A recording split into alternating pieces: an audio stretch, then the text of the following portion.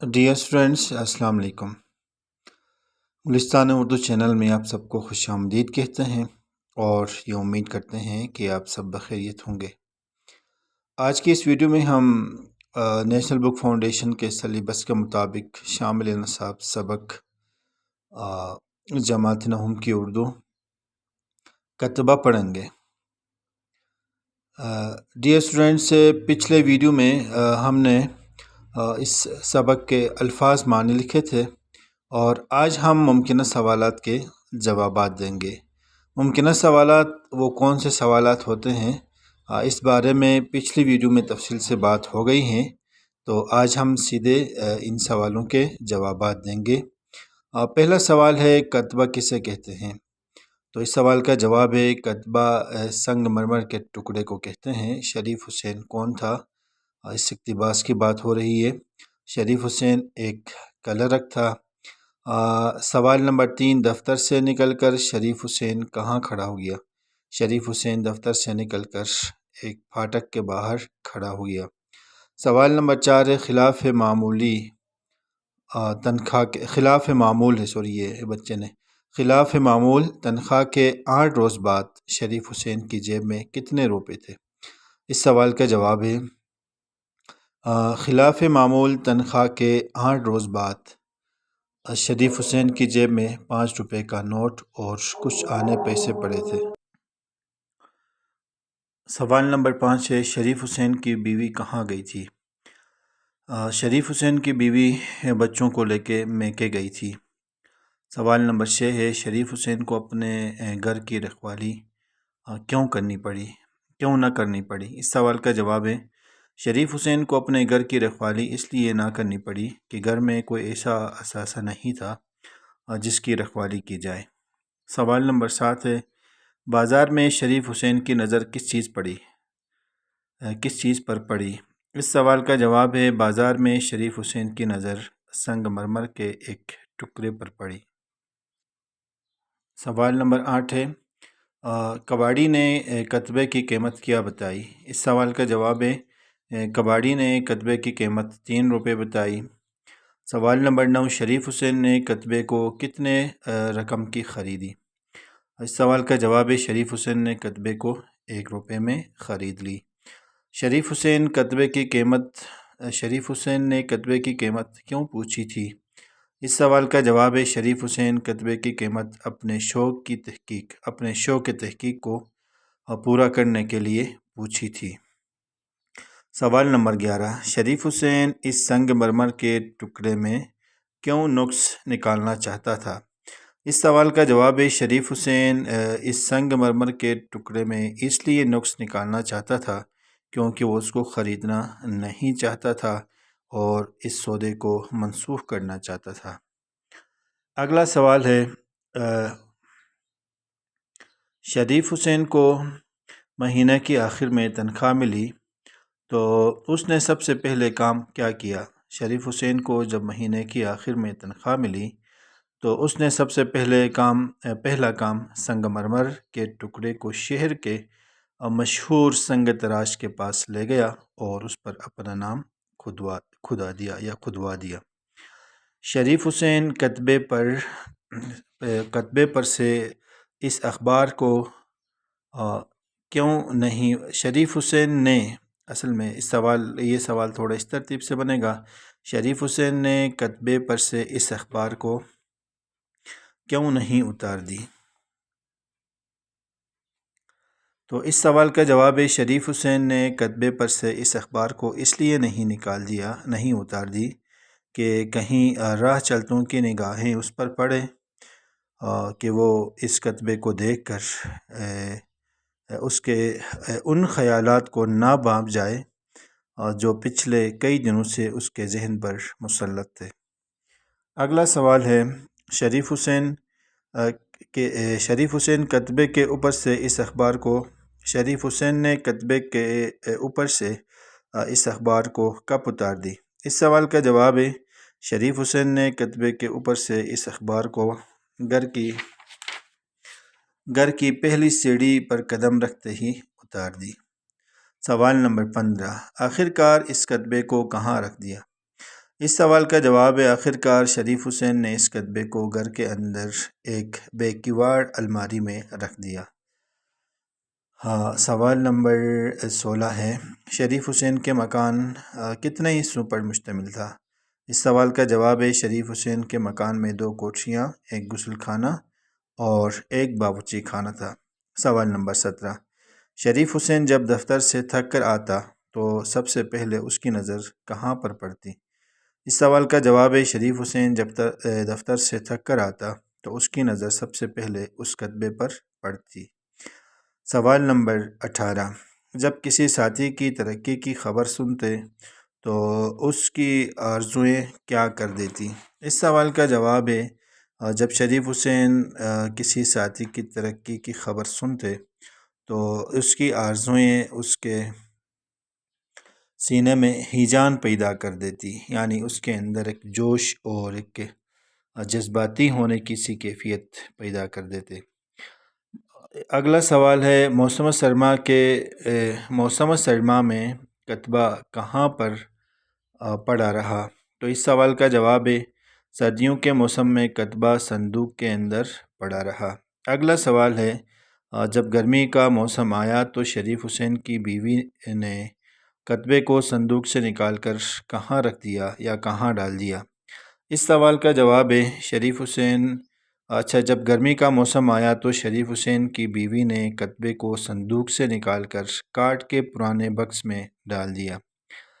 سوال نمبر 21، شریف حسین کے افسروں نے اسے کس لحاظ پر ایک کلرک کی جگہ دے دی؟ ایک سینئر کلرک کی جگہ دے دی۔ تو اس سوال کا جواب ہے شریف حسین کے افسروں نے اسے اس کی دیانتداری اور پرانی کارگزاری یا کارکردگی کا خیال کر کے اسے 3 مہینے کے لیے عارضی طور پر ایک کلرک کی جگہ دے دی۔ سوال نمبر 22، شریف حسین نے نیلام گر سے کیا کیا خریدا؟ تو اس سوال کا جواب ہے شریف حسین نے نیلام گر سے ایک سستی سی میز اور ایک گھومنے والی کرسی خریدی۔ اگلا سوال ہے، شریف حسین اس میز کے اوپر کس چیز کو رکھ دیا؟ تو اس سوال کا جواب ہے شریف حسین نے میز کے اوپر کتبے کو رکھ دیا۔ اگلا سوال ہے، شریف حسین کو کتنی عمر میں پنشن مل گئی؟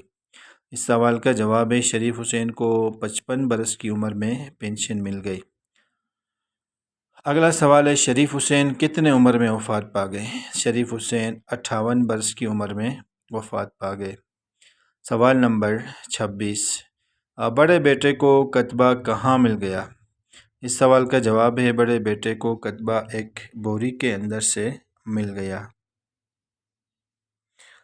اگلا سوال نمبر 27 ہے، بیٹے نے اس کتبے کو کہاں نصب کر دیا؟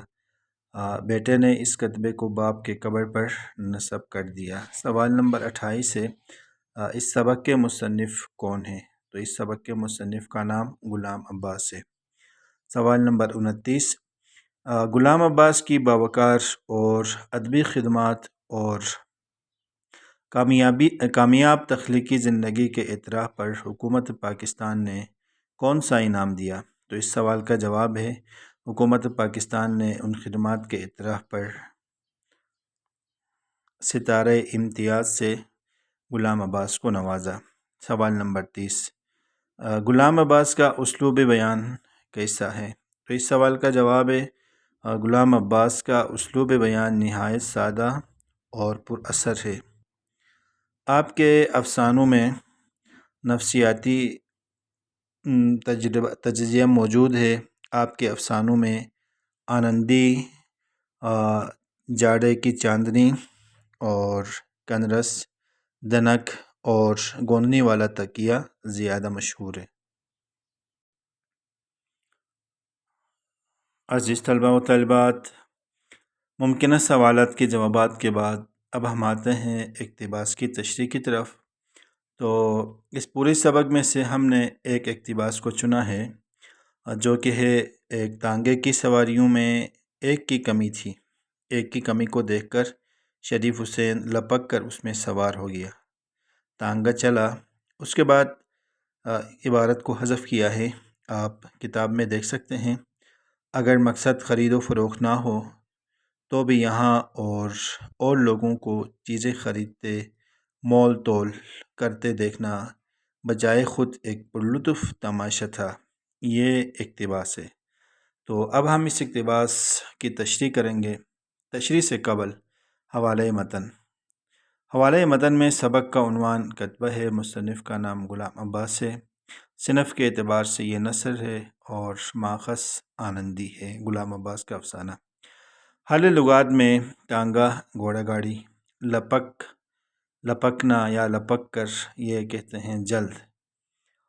اگلا لفظ ہے اکنی۔ اکنی کا مطلب ہوتا ہے ایک آنا، گرداگرد کا مطلب آس پاس، اور کوچوان گھوڑا گاڑی چلانے والا۔ کہنہ فروش ایک لفظ ہے، اس کے معنی ہیں پرانی چیزیں بیچنے والا۔ حوالہ متن کے بعد اگلا مرحلہ تشریح میں اس اقتباس میں ہوتا ہے، اقتباس کی تشریح میں، وہ ہے سیاق و سباق۔ سیاق و سباق اس اقتباس کا ہے۔ زیر تشریح اقتباس غلام عباس کی تحریر آنندی سے ماخوذ ہے۔ تشریح طلب اقتباس سبق کے تقریباً ابتدائی حصے سے لیا گیا ہے۔ اس اقتباس سے قبل مصنف بھولے بالے اور ناتجربہ کار اور کم عمر کر لڑکوں کے بارے میں بیان کرتے ہیں یا بتا دیتے ہیں۔ تشریح طلب اقتباس کے بعد مصنف نے شریف حسین کے بارے میں، جو کہ لیکچر باز، حکیموں، تعویذ، گنڈے بیچنے والے، سنیاسیوں اور کھڑے کھڑے تصاویر اتار دینے والے فوٹوگرافروں کے بارے میں، اور جمگھٹوں کے پاس ایک ایک دو دو منٹ رکنا،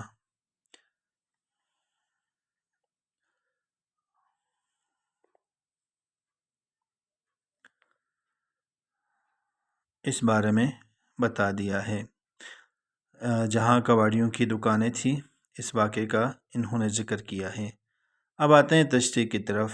زیر تشریح اقتباس میں مصنف نے بیان کیا ہے کہ شریف حسین تانگے پر سوار ہونے کے لیے نکل پڑا اور ایک تانگے کو دیکھا جس میں ایک سواری کی کمی تھی، تو شریف حسین جلدی سے اس میں سوار ہو گیا۔ تھوڑی دیر چلنے کے بعد تانگا شہر کے دروازے کے قریب رک گیا۔ شریف حسین نے ایک آنا نکال کر تانگے چلانے والے کو دے دیا اور جہاں جمعہ ادا کی جاتی تھی اسی مسجد کی طرف چل پڑا۔ سیڑھیوں کے آمنے سامنے ہر روز رات کو سستے مال بیچنے والوں کی دکانیں سجا کرتی تھیں اور وہاں پر میلہ سا لگا کرتا تھا۔ دنیا بھر کی چیزیں ہر شکل اور ہر انداز کے لوگ یہاں ملتے تھے۔ مقصد اگر خریدنا یا بیچنا نہ بھی ہو تو پھر بھی وہاں اور وہاں کے لوگوں کو چیزیں خریدتے اور بیچتے وقت دیکھنا یہ ایک کیا تھا، ایک پرلطف تماشا تھا۔ اگر آپ یہاں سے چیزیں نہ بھی لیتے تو لوگوں کو لینا اور لوگوں کو بیچنا اور وہاں پہ مختلف چیزوں کو دیکھنا یہ خود ایک پرلطف تماشا تھا۔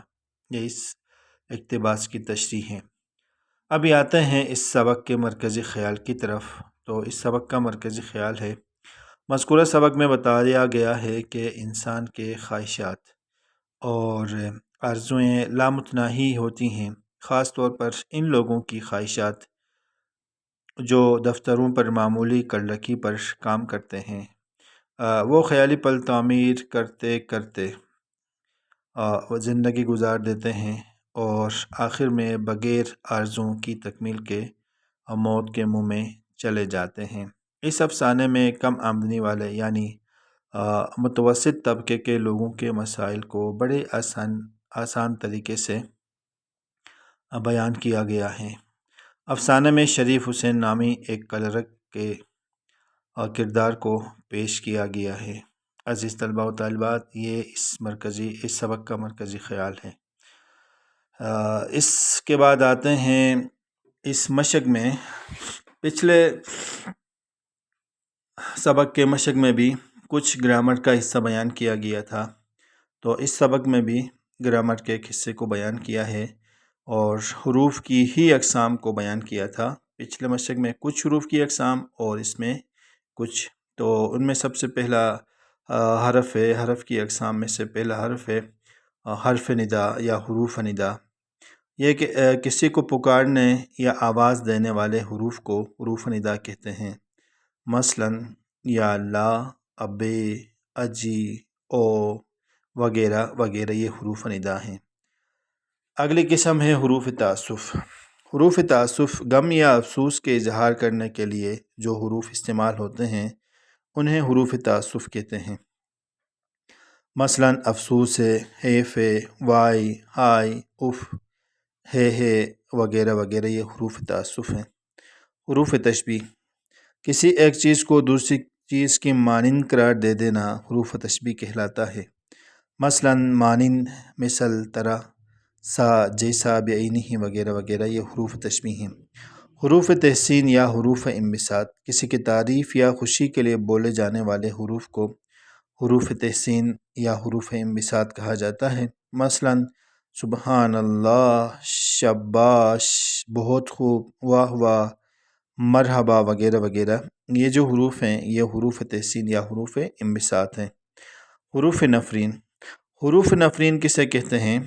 तो नफ़रत या मलामत के इजहार के लिए बोले जाने वाले हरूफ को हरूफ नफरीन या हरूफ नफरीन या हरूफ नफ़रत या मलामत कहा जाता है। तो ये कौन से हरूफ हैं? तो कहते हैं मसलन तुफ़, लानत, फिटकार, हज़ार लानत, आख, थू वगैरह वगैरह ये हरूफ नफरीन हैं। अज़ीज़ तलबा व तालिबात, आज की इस वीडियो में हमने कतबा के मुमकिन सवालात के जवाबात और इक़्तिबास की तशरीह के साथ मरकज़ी ख़याल और ग्रामर का कुछ हिस्सा बयान किया। उम्मीद करते हैं आपको वीडियो पसंद आएगी। कमेंट्स में अपनी राय का इजहार करें। इसी तरह के दीगर वीडियो से इस्तिफ़ादा करने के लिए आप हमारे साथ रहिए। गुलिस्तान उर्दू चैनल पे नए हैं या पहले से हैं लेकिन अभी तक सब्सक्राइब नहीं किया है तो सब्सक्राइब करें। अपना ढेर सारा ख्याल रखिए। अल्लाह निगहबान। फिर मिलते हैं एक नई वीडियो के साथ। अल्लाह हाफिज़।